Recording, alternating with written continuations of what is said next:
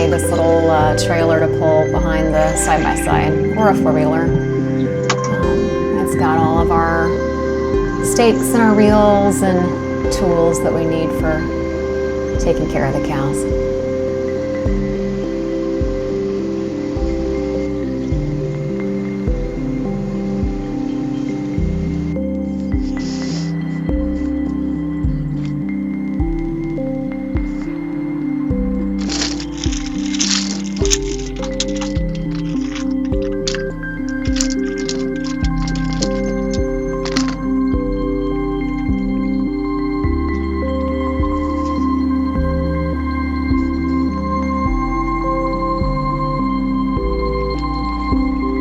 These step-in posts work great, but our soil is very hard, and so sometimes it can be quite a challenge to get them into the ground.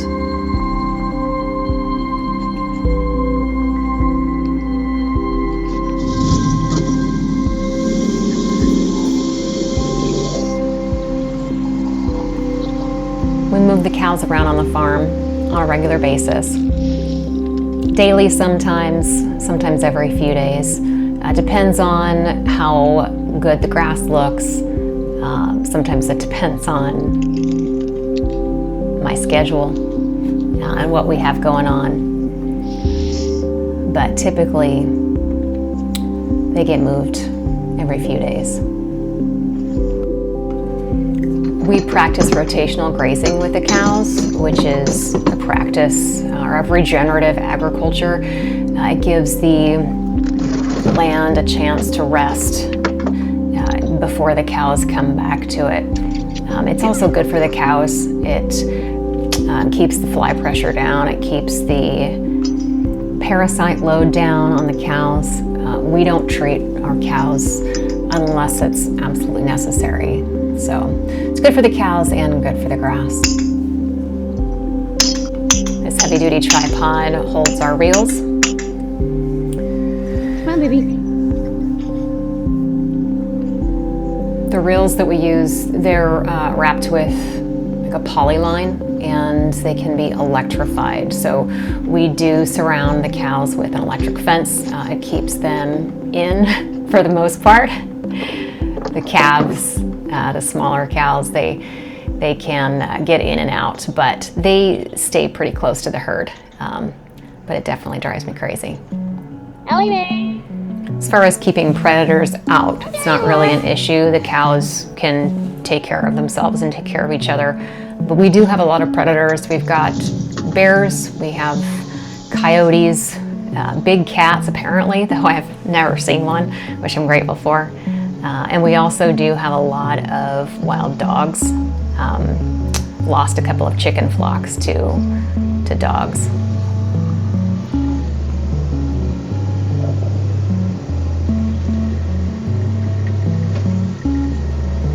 Our cows are a mix of Black Angus and South Pole at this point. Our bull is a full South Pole, and our original cows were full Black Angus. So all of these cows and heifers and steers and bulls that you see in here now are a mixture of those two. As you can see, Sam and Eleanor follow me all over the farm, go with me when I do cow chores. They've gotten pretty adept at listening and staying near me and doing what they're supposed to do. It's pretty sweet. I like having the company. Sam occasionally will get chased by a mama cow if he gets too friendly with one of the littles, but he can run pretty fast, so it all works out.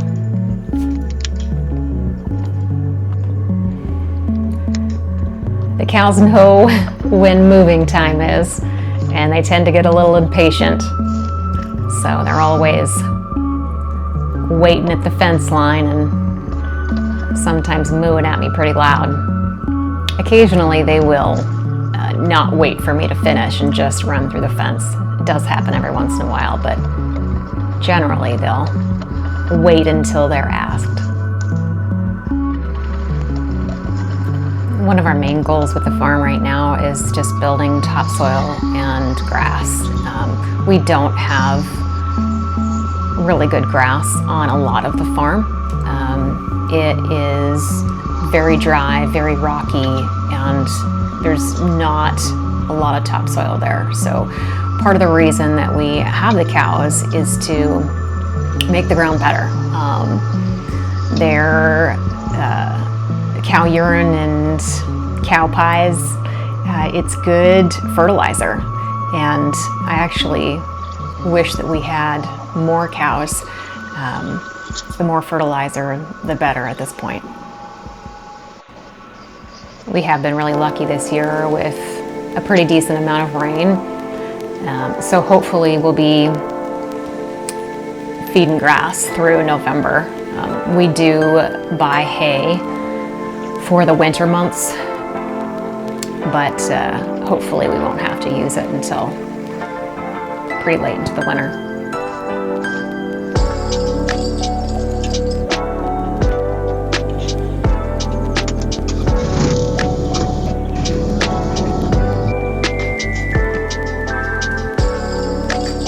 These tridents that I'm banging into the ground, it's just a really kind of a beefy step-in post, and it holds the reels in place.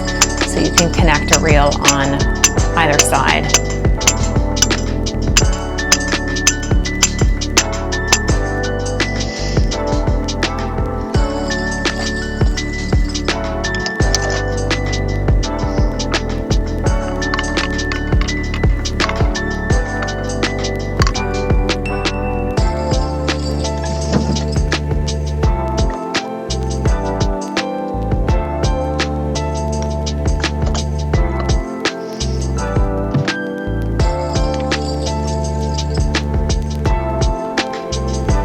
And then in order to get the electricity from one line to the other, we use these jumper cables.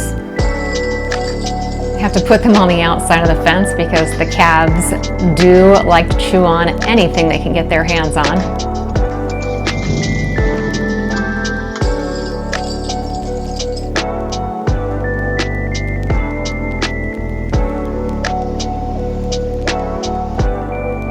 You can see this ditch along the pasture. Ron and I dug about 2,500 feet of water line to get water all across the farm. The most important thing on a farm is water, water, and more water. Hey cows. Hey cows.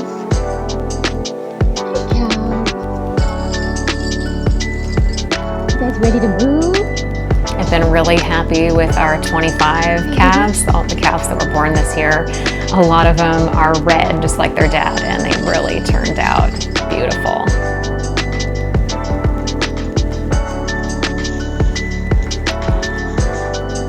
Sam, stop it.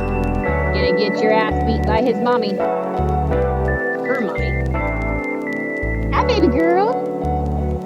Hup cows, hup cows. Come on, cows.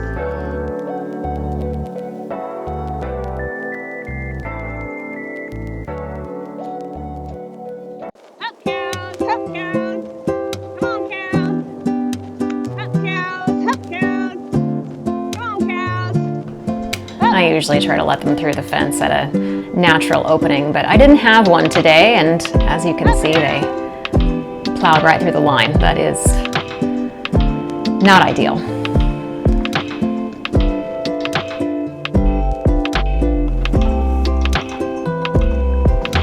The first thing the cows will do when they get into a new paddock is pretty much run the perimeter. They like to see what their new pasture looks like, and they'll hit every corner, go all around, and then decide where they want to graze.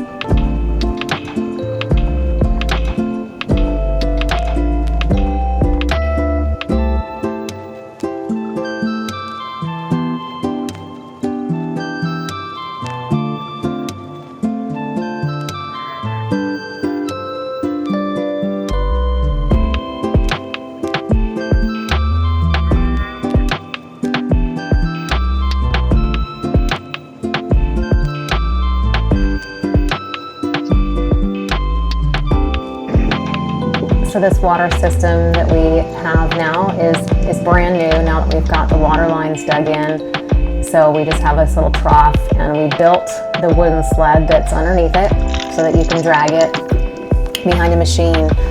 And we just pull it into place and connect a hose into the ground, and it fills up and then stops with a float valve in the tub.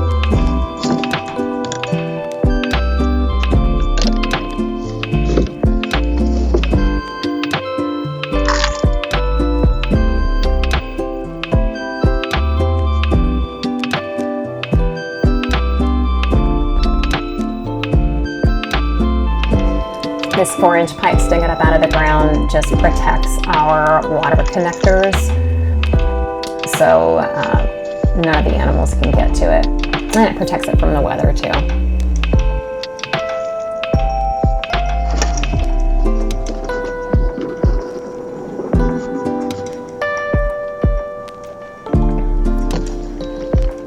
Got a quick connect on each side of the hose, and so it's just a simple slide into place.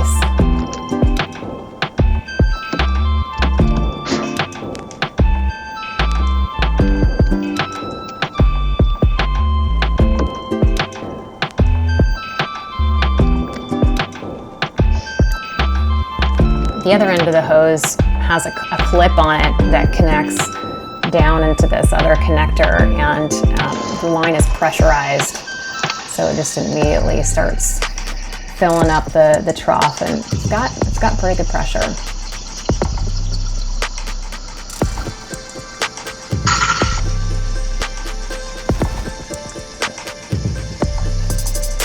Check the float valve and make sure it's functioning, make sure it's going to turn off, and you don't want to be overrun with water.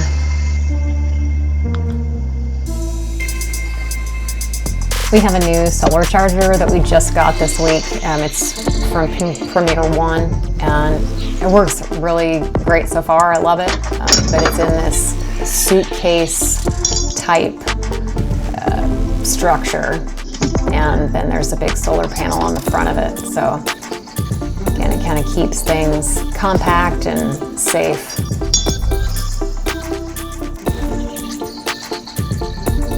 These are grounding rods that I'm hammering into the ground.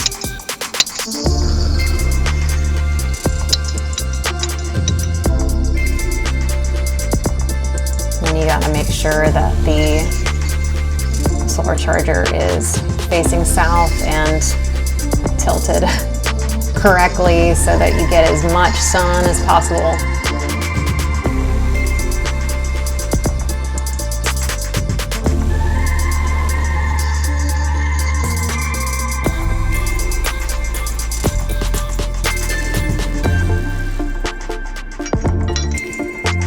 This new charger that we just got actually has 2 grounding rods.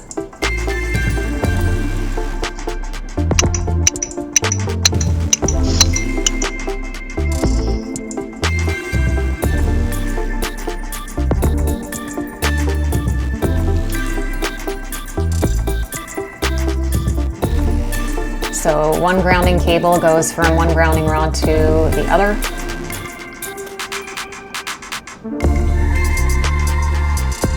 And then I actually put these stakes in the ground, one as a visual reminder so that we don't accidentally run over or trip on our electrical lines, but also because I use them to get the wire up off the ground.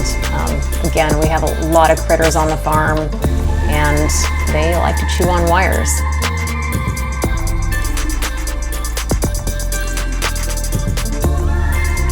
So then the other grounding cable goes from the charger itself to the grounding rod below, and then this positive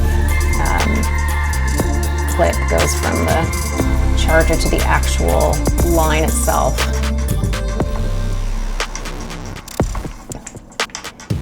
And then we turn her on. Keeps the fence pretty hot enough to keep the cows in for the most part, except those darn calves.